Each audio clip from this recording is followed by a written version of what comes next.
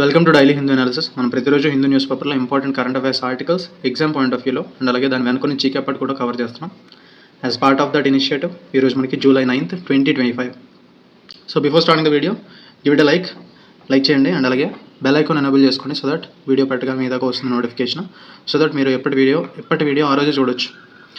And నిన్నటి video కింద ఒకరు కామెంట్ చేశారు, ఇట్స్ అ బిట్ నెగిటివ్, అయినా సరే నేను డిలీట్ చేయలేదు. Before giving suggestions make sure you do something meaningful.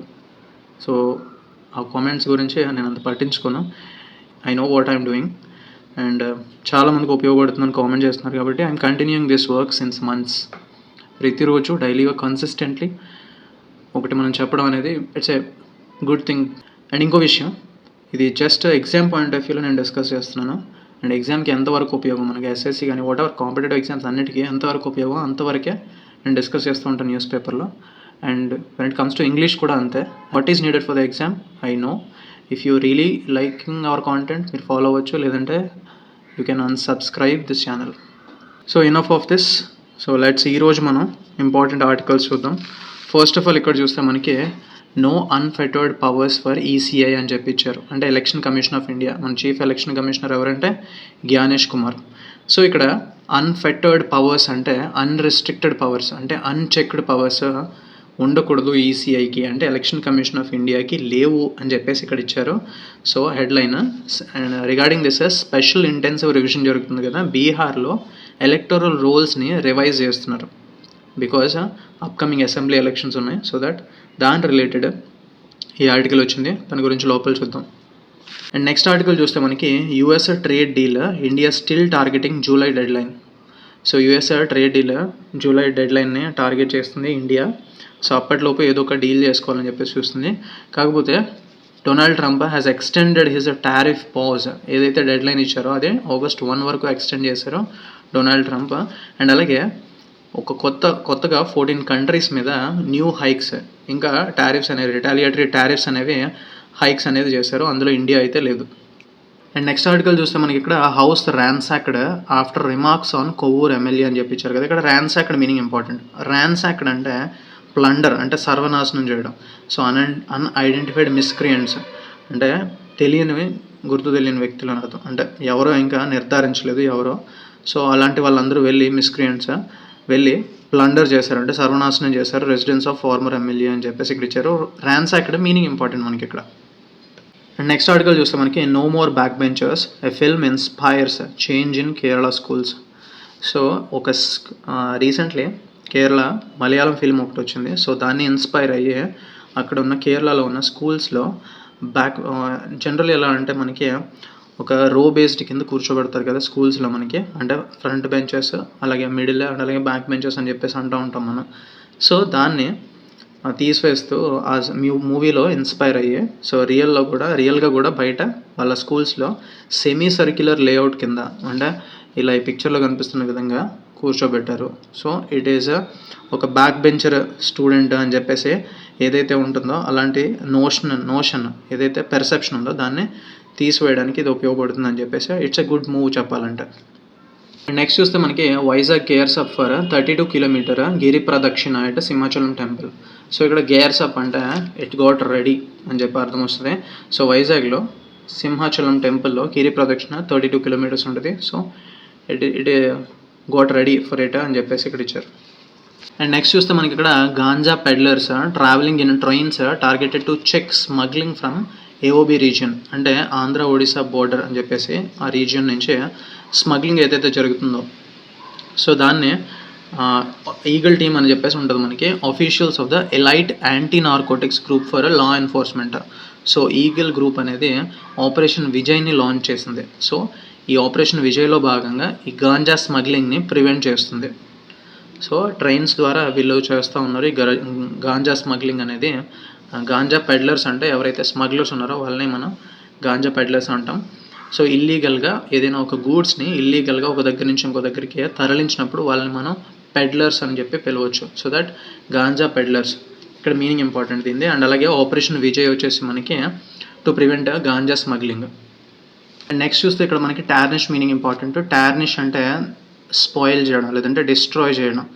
ఇక్కడ కంటెక్స్ట్లో మీనింగ్ చూద్దాం. Don't take it personal. Jagan conspiring to tarnish AP's image. So Jagan is trying to tarnish అంటే స్పాయిల్ చేయడానికి చూస్తున్నారు ఏపీకి ఉన్న ఇమేజ్ని అని చెప్పేసి ఇక్కడ ఇచ్చారు.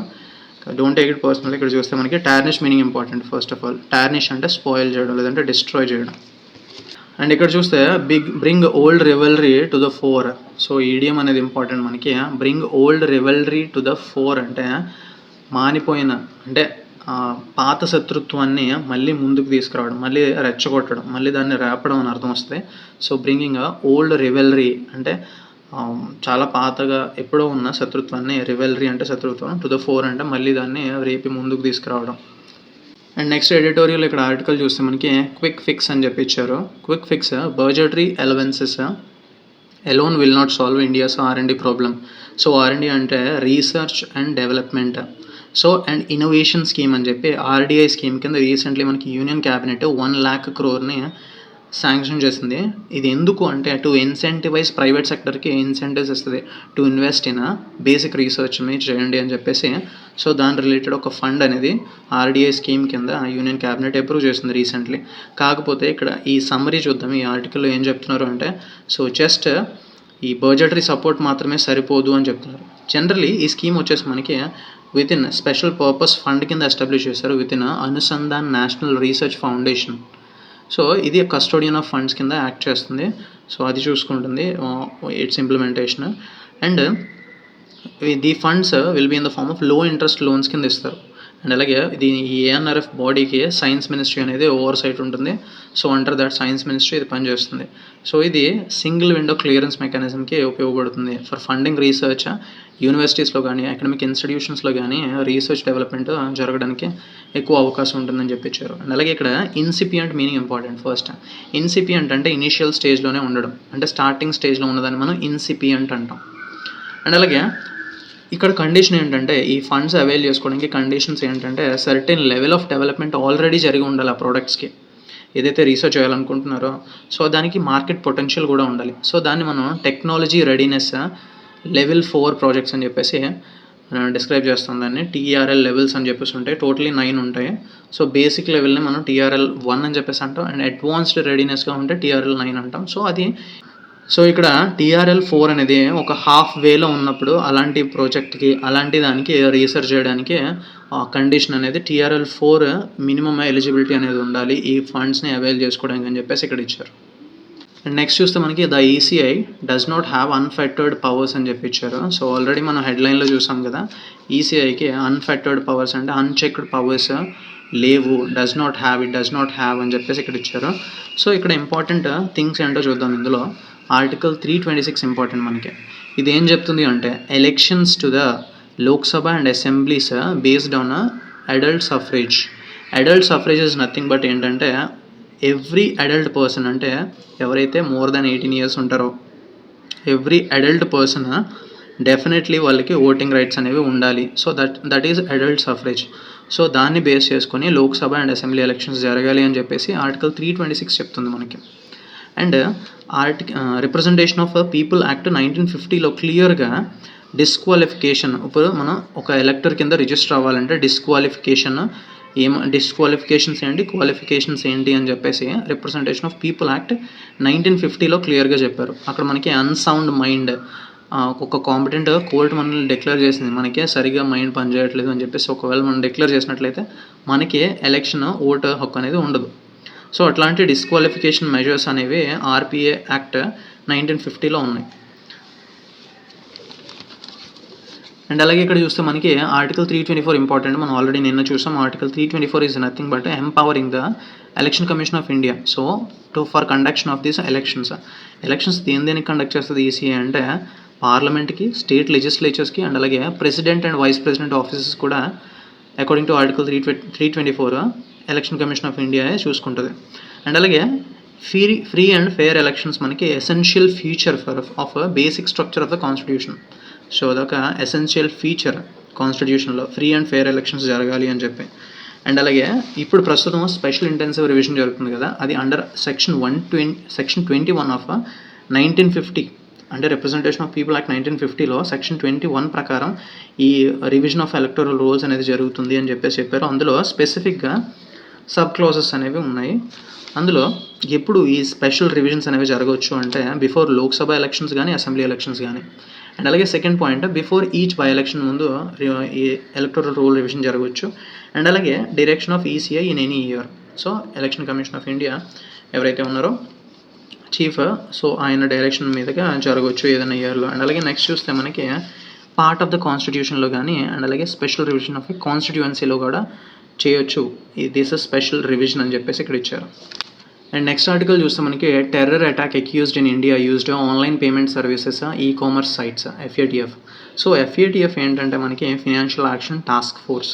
ఇది గ్లోబల్లీ మనీ లాండరింగ్ మీద, టెర్రరిస్ట్ ఫినాన్సింగ్ మీద చూసుకుంటూ ఉంటుంది. వాచ్ డాగ్ కింద వాచ్ చేస్తూ ఉంటుంది. సో వాటిని రెగ్యులేట్ చేయడానికి. అండ్ సో ఇది రీసెంట్లీ ఒక రిపోర్ట్లో ఏం చెప్పింది అంటే ఆన్లైన్ పేమెంట్ సర్వీసెస్ని యూజ్ చేశారు. రీసెంట్లీ ఇండియాలో జరిగిన ఈ టెర్రరిస్ట్ అటాక్స్లో ఆన్లైన్ పేమెంట్ సర్వీసెస్ని యూజ్ చేశారు. అండ్ అలాగే కామర్స్ ప్లాట్ఫామ్స్ లైక్, ఎందుకంటే పుల్వామా అటాక్ జరిగినప్పుడు సో అందులో మనకి అల్యూమినియం పౌడర్ యూజ్ చేశారు IEDలో. సో అల్యూమినియం పౌడర్ యూజ్ చేశారు, ఏదైతే బ్లాస్ట్ చేశారో ఆ ఎక్స్ప్లోజివ్ డివైస్లో అల్యూమినియం పౌడర్ అనేది అమెజాన్ నుంచి వాళ్ళు కొనుక్కున్నారు. సో ఈ కామర్స్ ప్లాట్ఫామ్స్ని యూజ్ చేశారు. అండ్ అలాగే వర్చువల్ ప్రైవేట్ నెట్వర్క్స్తో వాళ్ళు కమ్యూనికేట్ చేసుకున్నారు ఒకరికొకరు. సో దానివల్ల వీళ్ళు ఈజీగా చేయగలిగారు ఇవి. సో ఇట్లాంటి ఆన్లైన్ పేమెంట్ సర్వీసెస్ అండ్ అలాగే commerce platforms, virtual private networks use చేసి ఈ టెర్రరిస్ట్ అటాక్స్ని చేశారు వీళ్ళు అని చెప్పేసి ఈ రిపోర్ట్లో చెప్పారు. అండ్ నెక్స్ట్ చూస్తే మనకి ఇక్కడ HC denies relief to MP cartoonist over PM RSS caricatures. Caricatures meaning important ఇక్కడ మనకి. క్యారికేచర్స్ అంటే ఇది కూడా ఒక టైప్ ఆఫ్ కార్టూనే, కాకపోతే కామికల్ వేలో గీయడం ఆ కార్టూన్ని. ఏంటంటే ఫేషియల్ ఎక్స్ప్రెషన్స్ ఏవైతే ఉంటాయో వాటిని ఎగ్జాజరేట్ చేసి చూపించే ఒక హ్యూమరస్ వేలో, అంటే హాస్యాస్పదమైన వేలో బొమ్మల్ని గీయడాన్ని మనం క్యారికేచర్స్ అని చెప్పేసి అంటాం. సో దాని మీనింగ్ ఇంపార్టెంట్ ఇక్కడ. అండ్ నెక్స్ట్ ఆర్టికల్ చూస్తే మనకి public accounts committee tells DGCA అంటే డైరెక్టరేట్ జనరల్ ఆఫ్ సివిల్ ఏవియేషన్కి to hold a complete safety audit of all aircraft. So public accounts committee DGCAకి చెప్పింది. So recently on view of this air crash అనేది జరిగింది కదా, airplane crash జరిగింది కదా. So on view of that complete safety audit అనేది ఒకసారి చేయండి అన్ని ఎయిర్ క్రాఫ్ట్స్కి అని చెప్పేసి DGCAకి చెప్పింది. ఫస్ట్ ఆఫ్ ఆల్ ఈ పబ్లిక్ అకౌంట్స్ కమిటీ ఏంటో చూద్దాం. వెరీ ఇంపార్టెంట్ ఇది మనకి. So it is one of the 3 financial committees in the constitution. 3 financial కమిటీస్లో ఇది ఒకటి. ది అదర్ 2 ఏంటంటే ఎస్టిమేట్స్ కమిటీ అండ్ అలాగే committee on public undertakings. Total 3 ఉంటాయి. So one of that is public accounts committee. ఇది మనకి అడ్వైజరీ బాడీ మాత్రమే.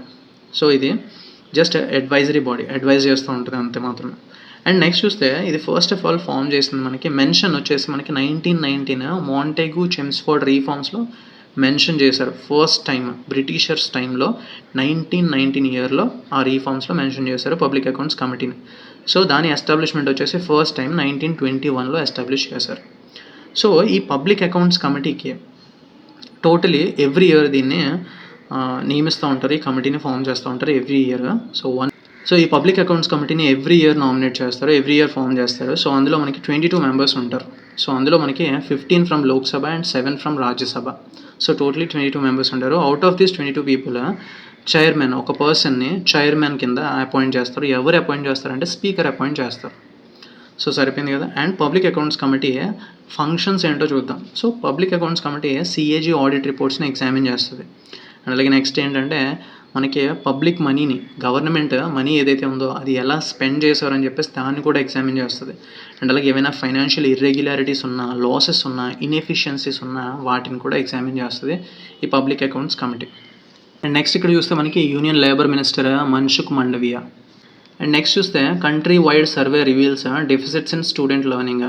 So country wide survey జరిగింది. క్లాసెస్ 369 క్లాసెస్ని, స్టూడెంట్స్ని వాళ్ళ సబ్జెక్ట్స్ పెర్ఫార్మెన్స్ ఎలా ఉంది, వాళ్ళ సబ్జెక్ట్స్లో ఎలా పెర్ఫామ్ చేస్తున్నారు అని చెప్పేసి సబ్జెక్ట్ వైజ్ అసెస్మెంట్ అనేది జరిగింది. సో దాని పేరే మనకి performance assessment review and analysis of knowledge for holistic development Rashtriya Sarvekshan, అంటే పరాక్ RS. ఇది ప్రీవియస్లీ దీని పేరు ఏంటంటే నేషనల్ అచీవ్మెంట్ సర్వే అని చెప్పి పిలిచేవారు. సో అందులో మనకి బెస్ట్ పెర్ఫార్మింగ్ స్టేట్స్ కింద పంజాబ్, హిమాచల్, దాద్రా నగర్ హవేలీ, డమన్ అండ్ డయ్యూ, చండీగఢ్. సో ఇవి బెస్ట్ పెర్ఫార్మింగ్ స్టేట్స్ కింద వచ్చాయి. సో ఓవరాల్గా ఈ అసెస్మెంట్ దేని రిలేటెడ్, ఈ పరాక్ ఆర్ఎస్ దేని రిలేటెడ్ అని చెప్పేసి అడగొచ్చు ఎగ్జామ్లో, వెరీ ఇంపార్టెంట్. అండ్ నెక్స్ట్ చూస్తే మనకి nearly 600 Eklavya school students cracked IIT JEE and NEET says tribal affairs ministry. So ఈ ఏకలవ్య స్కూల్స్ అనేవి స్పెసిఫికలీ ఎస్టీ ఏరియాస్లో, అంటే ఎస్టీ అంటే షెడ్యూల్డ్ ట్రైబ్స్ పీపుల్ ఎవరైతే ఎక్కువ ఉంటారో సో అట్లాంటి ఏరియాస్లోనే ఈ ఏకలవ్య స్కూల్స్ని ఎస్టాబ్లిష్ చేశారు. సో ఇది ఫస్ట్ కాన్సెప్ట్ వచ్చేసి మనకి 1997-98లో స్టార్ట్ చేశారు. ఈ ఏకలవ్య స్కూల్స్ అక్రాస్ 12 స్టేట్స్లో ఉన్నాయి మనకి ఇవి. సో ఛత్తీస్గఢ్, మధ్యప్రదేశ్, జార్ఖండ్ ఎక్కడైతే ఎస్టీ పాపులేషన్ ఎక్కువ ఉంటారో అక్కడ ఎస్టాబ్లిష్ చేశారు. సో రీసెంట్లీ మనకి వీళ్ళు ఎక్కువ మంది ఇందులో ఉన్న students almost nearly 600 students IIT జేఈని అలాగే నీట్ ఎగ్జామ్స్ని క్రాక్ చేశారని చెప్పేసి ట్రైబల్ అఫైర్స్ మినిస్టర్ అయిన జువాల్ ఓరం సో ఈయన చెప్పారు. అండ్ అలాగే ఈ ఈఎంఆర్ఎస్ అనేది, ఈ ఏకలవ్య మోడల్ రెసిడెన్షియల్ స్కూల్స్ అనేది ఒక ఫ్లాగ్షిప్ స్కీమ్. ట్రైబల్ అఫైర్ మినిస్ట్రీది ఒక ఫ్లాగ్షిప్ స్కీమ్, అంటే మెయిన్ స్కీమ్. సో ఇది రీసెంట్లీ రీఫార్మ్స్ తీసుకొచ్చారు. లాస్ట్ 5 ఇయర్స్లో లాట్ ఆఫ్ రీఫార్మ్స్ తీసుకొచ్చారు. దానివల్ల సో ఇది బెటర్గా పర్ఫామ్ చేస్తుంది. ఒక సెంట్రలైజ్డ్ సెటప్ తీసుకొచ్చారు. దానికి national education society for tribal students అని చెప్పేసి సెంట్రలైజ్డ్ సిస్టమ్ అనేది తీసుకొచ్చారు దీనికి.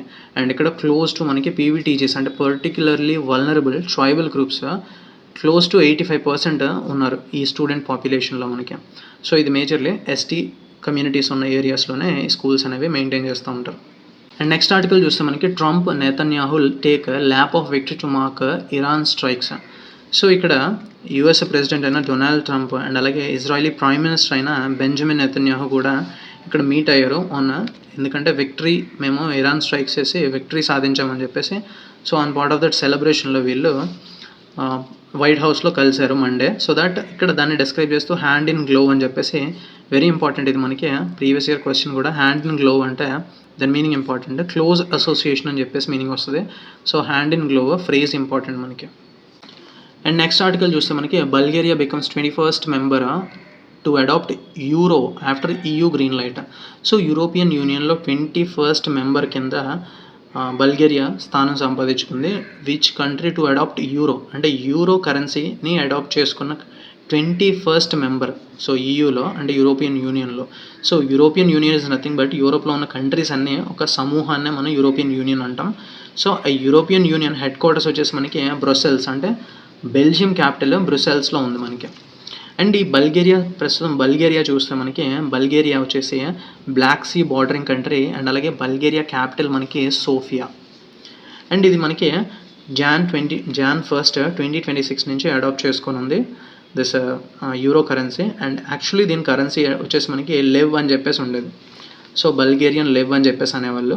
సో నియర్లీ ఆఫ్టర్ 19 years ఈ గ్రూపింగ్లో జాయిన్ అయిన తర్వాత ఆఫ్టర్ 19 years ఈ యూరో కరెన్సీని అది అఫీషియలైజ్ చేసుకుంటుంది ఆఫ్టర్ EU గ్రీన్ లైట్. అంటే యూరోపియన్ యూనియన్ మినిస్టర్స్ అనేవి యాక్సెప్ట్ చేశారు ఈ సింగిల్ కరెన్సీని, మేకింగ్ ఇట్ సింగిల్ కరెన్సీ. అంటే యూరోపియన్ యూనియన్ మొత్తం కూడా యూరో కరెన్సీయే చెల్లుతుంది.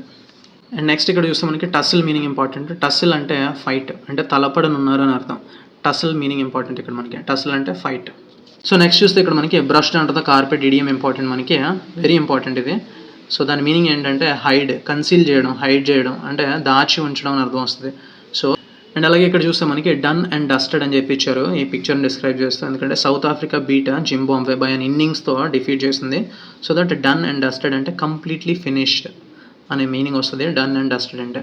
సో దట్ మీరు కూడా డన్ అండ్ డస్టెడ్ అని చెప్పేసి కామెంట్ చేయండి. మీరు ఎక్కడ దాకా వచ్చినట్లయితే మనం ఈరోజు వచ్చిన న్యూస్ పేపర్లో ఇంపార్టెంట్ ఎగ్జామ్ పాయింట్ ఆఫ్ వ్యూలో అన్ని కవర్ చేసాం. So thank you for watching.